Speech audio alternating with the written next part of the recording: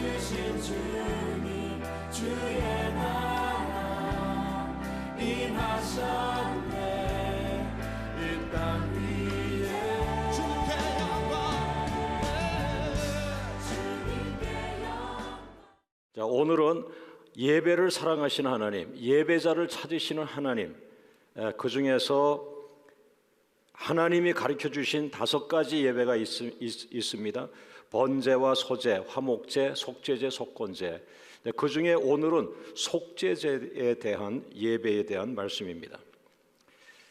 자, 첫 번째 따라하죠. 모든 사람은 속죄제를 드려야 한다.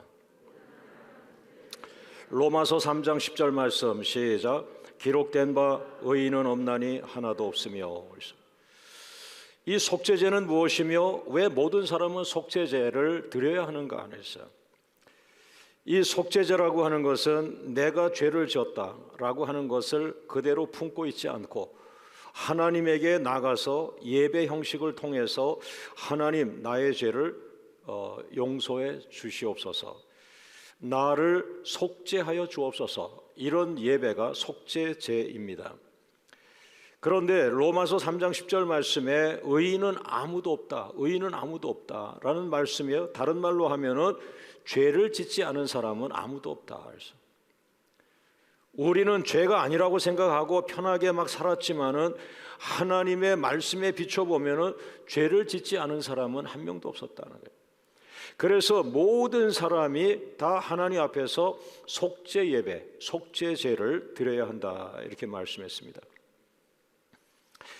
참으로 이 속죄제가 얼마나 중요한지를 제가 지면상으로, 성경 지면상으로 볼 수가 있는데요. 레위기서를 통해서 번제를 가르쳐 주셨고, 그 다음에 화목제를 가르쳐 주시고 소제를 가르쳐 주셨어요. 그리고 오늘 레위기 4장에서 속죄제를 가르쳐 주시는데, 번제나 화목제, 이 소제도 길어야 한 장, 그리고 그보다도 짧은 성경의 지면을 사용했습니다. 그러나 이 레위기 4장과 5장, 이 2장에 걸쳐서 속죄제를 상당히 구체적으로 이런 사람들은 속죄제를 드려야 한다, 이런 사람들은 속죄예배 드려야 한다 하고, 그 내용이 상당히 구체적이면서 분량이 많습니다. 예를 든다면은 첫 번째로 레위기 4장 1절에서 12절에 보면 제사장이 죄를 지었을 때는 이렇게 속죄 제사를 드려라. 그 다음에 레위기 4장 13절에서 21절에 회중, 성도죠, 성도들이 죄를 졌을 때는 이렇게 속죄제를 드려라. 그 다음에 족장, 그 60만 명, 200만 명의 지도자죠, 족장들이 죄를 지었을 때는 레위기 4장 13절에서 21절에 이렇게 속죄 예배를 드려라. 그 다음에 모든 백성들 각 개인이, 공동체가 아니고 가족이 아니고 그 한 사람 개인이 죄를 지었을 때는 이렇게 속죄 예배를 드려라 하면서 4장 27절에서 35절, 그리고 레위기 5장으로 넘어가서도 계속 속죄죄에 대한 말씀이 나오는데요. 각종 허물에 대한 속죄제, 사실은 뭐 저도 허물 있고 여러분도 허물 있고 우리 허물이 많아요. 그러나 그 허물을 통해서 다른 사람을 상처 주고 다른 사람을 아프게 하고 이런 것들도 많이 있죠. 그러나 그런 각종 허물에 대해서 속죄 제사는 이렇게 드려라 하죠. 레위기 5장 7절에서 10절 말씀에는 가난한 자가 죄를 지었을 때는 이렇게 속죄제를 지어라. 그러니까 가난한 사람도 죄를 짓는 거죠. 가난한 사람도. 그런데 더 놀라운 거는 그 다음에 또 한 종류의 사람이 있는데 레위기 5장 11절에서 13절 말씀에는 가난한 사람 가운데도 극빈자가 죄를 졌을 때는 이렇게 속죄 예배를 드려라 했어요. 극빈자와 가난한 자도 성경은 구분해 놨습니다. 아마 보편적으로 그 당시에 생활하기가 어려워서 가난한 사람들이 많았던 것 같고요. 그런데 극빈자는 그 가난한 사람들에게서도 더 살기 어려운 이런 사람들을 극빈자라고 했는데, 극빈자들도 죄를 짓는 거예요. 그러니까 그 죄는 가난한 사람, 극빈자, 뭐 개인, 족장, 지도자 할 것 없이 종류는 다르지만 모든 사람은 죄의 그늘 안에 있었다라고 봐야 됩니다. 그리고 레위기 5장 14절에서 16절은 속죄제가 아니고 속건제라고 나오는데요, 이거는 성물을 범한 자에 대해서 이런 속건제를 드려라. 다시 말하면 성막이나 하나님의 성물, 하나님에게 속한 거룩한 그 물건들 있죠, 뭐 제사 드릴 때 쓴다든지 이런 그런 것들에게 손을 대고 훔쳐간다든지, 만약에 그런 게 있다면은 속건제라고 하는 거는 그런 물건, 다른 사람들의 물건을 가져가거나 훔치거나 이 물건과 관계된 것을 속건제죠. 그러나 이 속죄제라고 하는 것은 하나님과의 관계에서 죄를 지었던 거, 이렇게 표현할 수가 있어요. 자, 커다랗게 두 번째로 넘어갑니다. 제사장도 죄를 지었을 때 속죄제를 드려라. 가난한 사람이 죄를 짓고, 극빈자가 죄를 짓고, 개인이 죄를 짓고, 족장, 지도자들이 죄를 짓고, 회중이 죄를 짓고, 이 회중이라는 것은 공동체 전체가 죄를 졌다. 예를 들어서 금송아지를 만들었다. 그러면 그 회중 전체가 죄를 진 것이 되는 거죠. 그런데 놀랍게도 두 번째로 제가 한 속죄제를 소개하려고 하는 것은 제사장입니다. 제사장. 이 제사장이 죄를 지었을 때 속죄제를 드려라, 이렇게 성경이 되고 있어요. 깜짝 놀랄 얘기죠. 한번 읽어보겠습니다. 레위기 4장 3절 시작. 만일 기름 부음을 받은 제사장이 범죄하여 백성의 허물이 되었으면 그가 범한 죄로 말미암아 흠없는 수송아지로 속죄 제물을 삼아 여호와께 드려라. 그래서 저는 참 하나님은 아주 다 드러내 놓으셨구나, 말씀에. 우리들은 성도들도 죄를 안 짓는다고 생각하는데 하물며 목사님이 죄를 짓겠냐? 그런데 이 죄를 짓는다고 하나님이 써놓으신 거예요. 이 제사장은 영적인 지도자 아닙니까, 여러분? 이 제사장은 구약 시대에 거룩한 그 모델이란 말이에요. 그런데 하나님은 아신 거죠. 아무리 거룩한 직분을 받았다 할지라도 너희들은 피조물이다. 너희들 속에는 너희도 모르게 본능적으로 죄를 지을 수밖에 없는 그 육체를 가지고 있다, 이렇게 표현하신 거죠. 그래서 제사장들아, 숨지 말고 너희도 죄를 질 수 있다는 것을 인정하고, 만약에 너희가 죄를 지었을 때는 도망가거나 숨지 말고 하나님 앞에 나와서 이렇게 예배 형태, 속죄 예배라는 것을 드려라. 그리고 빨리 죄 문제를 해결하라. 죄는 갖고 있으면 안 된다. 그러니까 이거는 굉장히 지금 하나님이 앞서가셔서 죄를 짓고 숨지 마라. 죄는 빨리 해결해야 된다. 그래서 내가 죄를 해결할 방법을 만들어 놨으니까, 죄를 졌어도 내가 용서하려고 하니까 그 수송아지를 가지고 와서 피를 내고 그 피로 휘장을 이 제사장에 가서 피를 바르고 이렇게 하라고 가르쳐 주셨어요. 오늘 그 사실을 알면서 어떻게 해야 되느냐 그랬더니, 제사장 한 분이 죄를 졌다 그랬을 때 성경이 가르쳐 준 거예요. 너의 죄값을 치러야 되니까 너의 죄값에 해당하는 제물을 하나 가지고 와라. 수송아지를 가지고 와라. 제사장이 죄를 지었을 때는 수송아지를 가지고 오라고 말씀했어요. 이제 수송아지를 갖고 왔잖아요. 그러면 그 제사장이 수송아지 머리에다가, 송아지 머리에 손을 대고 안수를 하라. 왜 이 짐승에다가 머리에 손을 대고 안수를 해야 됩니까? 그랬더니 너의 죄가 그 짐승에게, 제물에게 전가되었어. 그리고 그 송아지를 죽여라. 찔러서 죽입니다. 피를 내라. 너의 죄의 값을 그가 대신 죽은 거다, 그 짐승이. 그리고 그 피를 가져다가 성막으로 들어가서 성막 휘장에 7번을 뿌려라. 그리고 남은 피를 가지고 향단, 그 회막 안에 향단 그 뿔이 있는데 뿔에다가 뿌려라. 피를 뿌려라.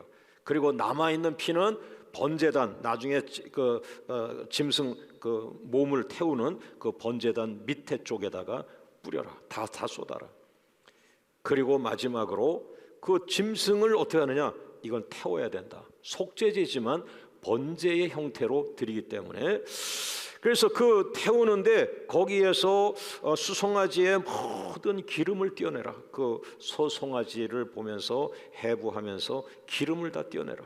내장에 붙은 기름, 또 내장에 붙어있는, 내장을 덮어있는 기름, 붙어있는 기름, 뭐 콩팥 위에 있는 기름, 뭐 어쨌든 기름을 다 수거해서 이것은 번제단에서 불을 살려서 태워서 완전히 제가 되었다는 것을 보여주는 그런 것이죠. 예.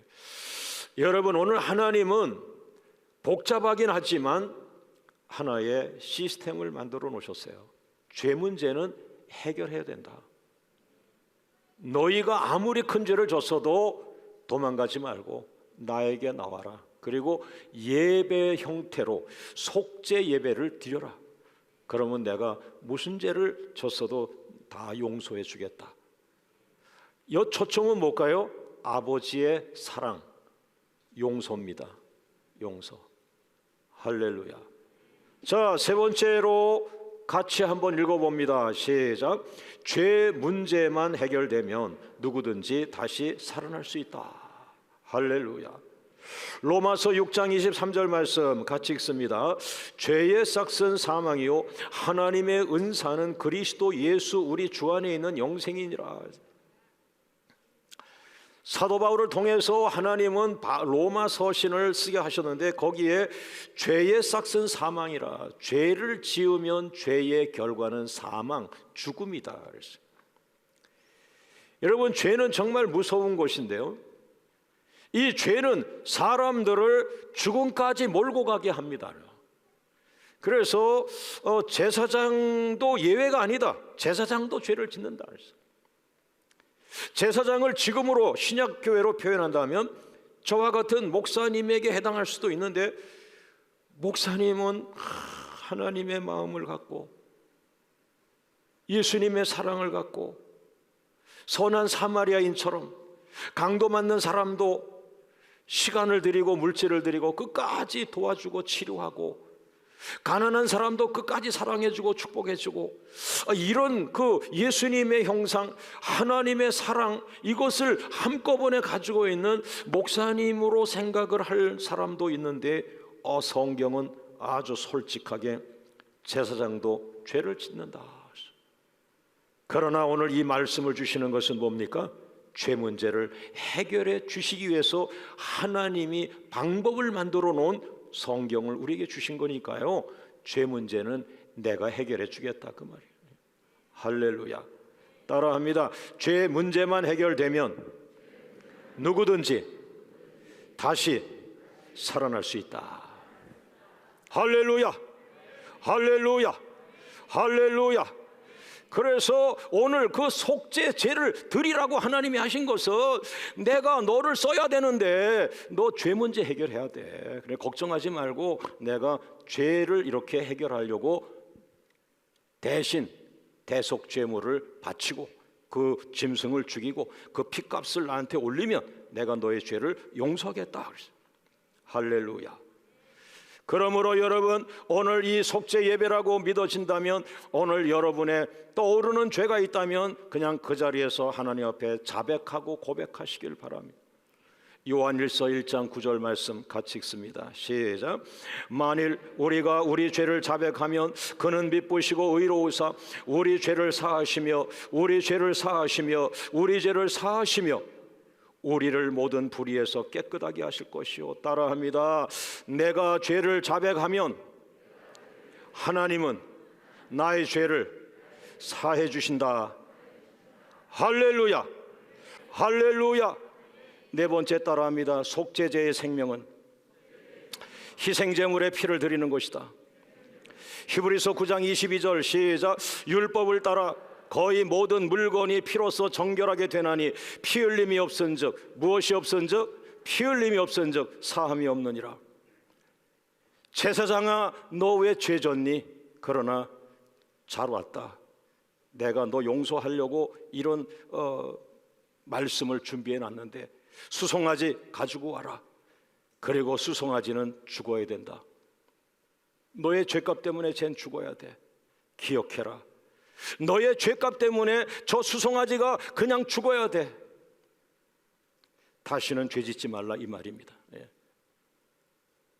그런데 신약시대에 수송아지가 아니라 어린 양 한 마리가 내 앞에서 피 흘리고 죽어가는데, 오 하나님, 이 어린 양이 왜 내 앞에 죽어갑니까?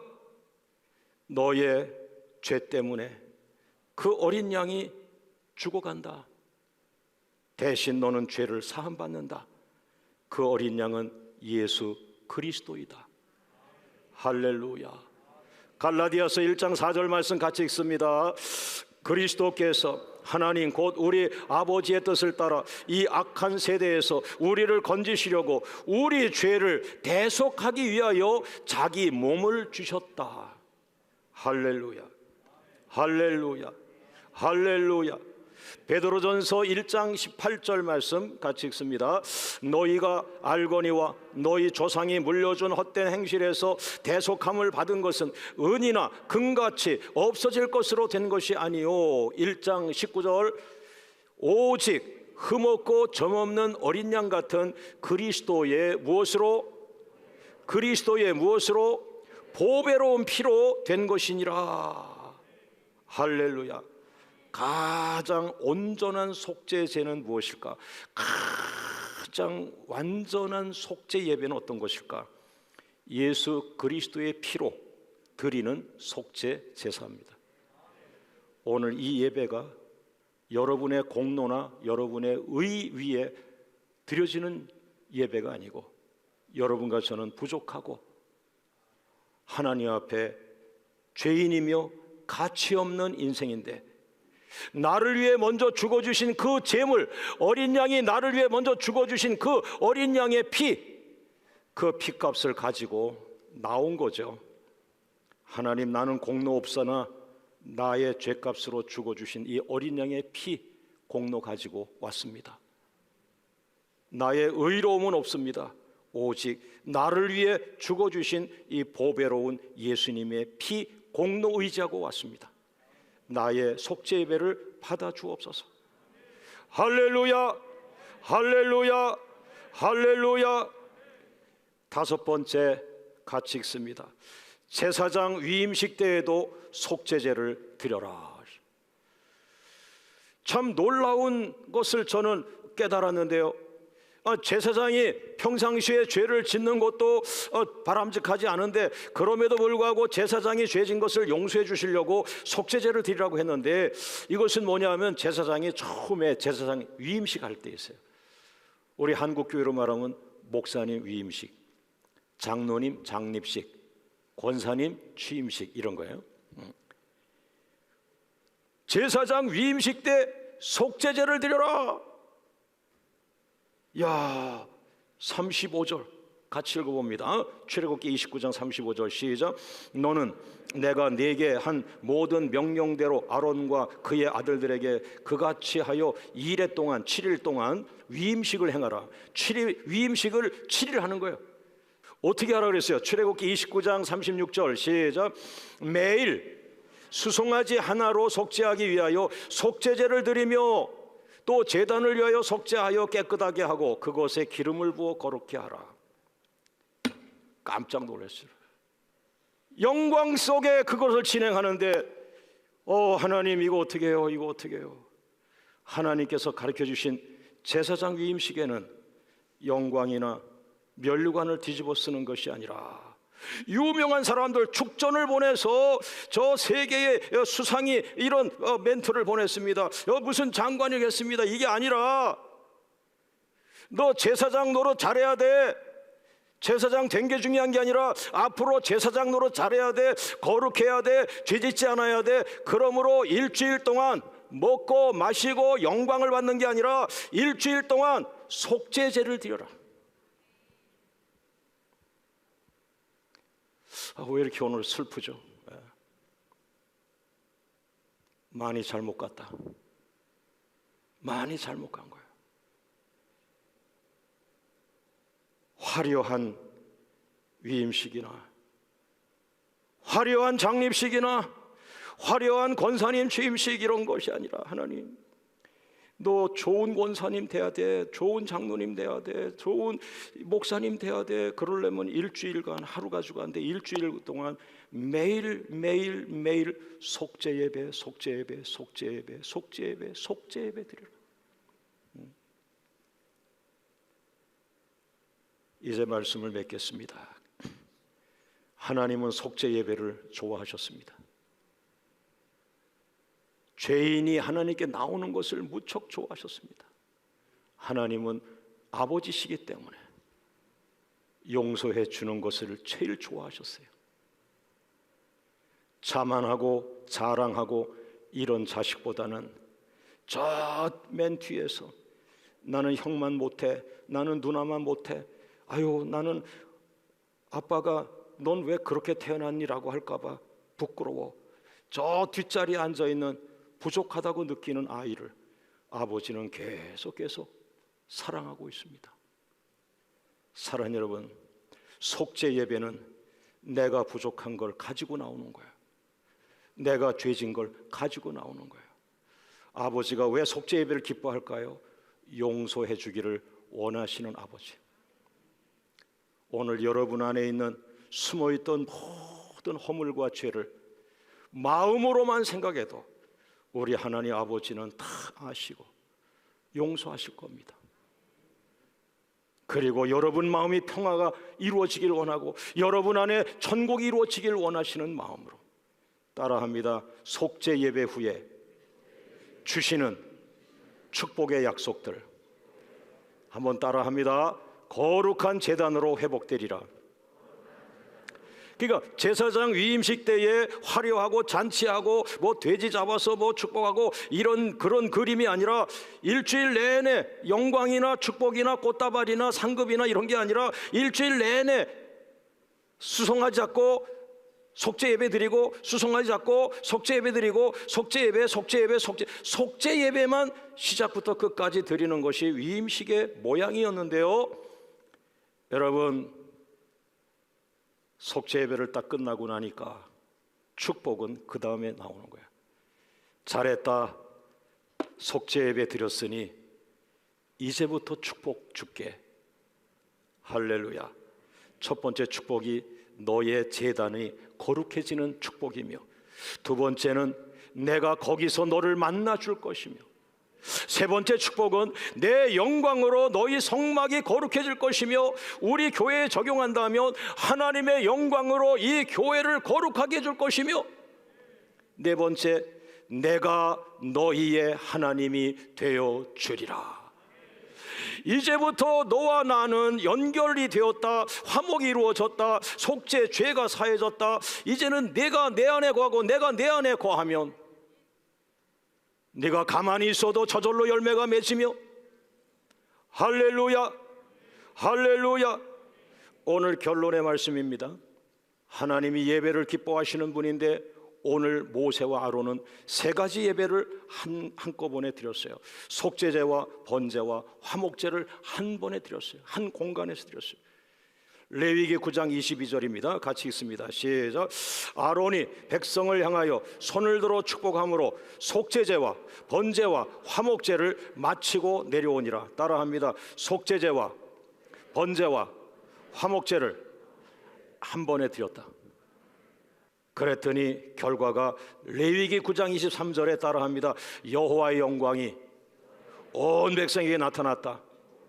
두 번째, 여호와의 불이 하늘로부터 임하여 재물을 태웠다. 세 번째, 온 백성이 이를 보고 소리 지르며 하나님을 찬양했다. 하나님께 엎드렸다. 이거예요. 여러분, 우리 교회는 1000번제를 드리고 있습니다. 신약 시대는 예배를 속죄 예배, 화목 예배, 번제 예배 나누지 않고요, 우리가 드리는 그 예배 속에 속죄 제사의 성격이 있고 번제 성격, 화목제 성격, 감사제, 소제, 속건제, 이 5가지가 다 그 안에 있습니다. 모쪼록 우리 교회 허락하신 1000번제를 통해서 1000번 감사제가 되기를 바라며 1000번제가 1000번 화목제가 되기를 원하며 1000번 번제가 오늘 1000번 속죄제가 되기를 주의 이름으로 축원합니다.